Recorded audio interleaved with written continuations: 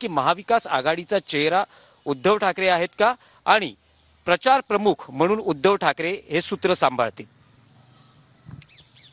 नक्कीच महाविकास आघाडीनं लोकसभा निवडणुकीत एकत्रित काम केलं, एकत्रित निवडणुका लढल्या, एकत्रित प्रचार केला आणि त्याचा आपण निकाल पाहिला असेल की आम्ही साधारण 31 जागा जिंकलो.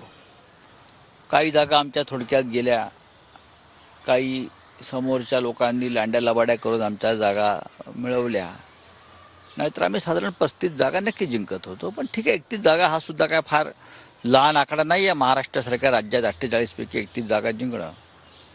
आता विधानसभा आहेत, म्हणजे राज्याची सत्ता आम्हाला ताब्यात घ्यायची आहे आणि महाविकास आघाडीच्या तिन्ही घटक पक्षांनी आणि आमच्या इतर मित्रपक्षांनी ठरवलं आहे की लोकसभा निवडणुकीमध्ये जी वज्रमूठ आम्ही दाखवली तीच विधानसभेच्या निवडणुकीत आपण दाखवूया, त्याच पद्धतीनं काम करूया.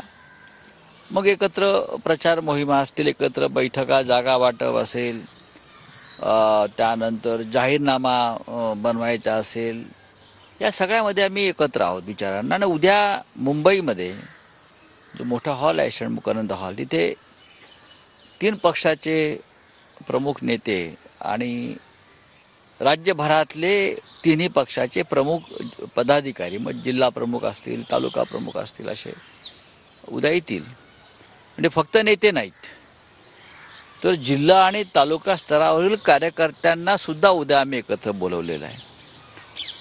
आणि नक्कीच आम्हाला या सगळ्या व्यवस्थेचा फायदा होईल. आणि उद्याच्या त्या मेळाव्याचं यजमानपद शिवसेनेकडे आहे, आम्ही होस्ट आहोत.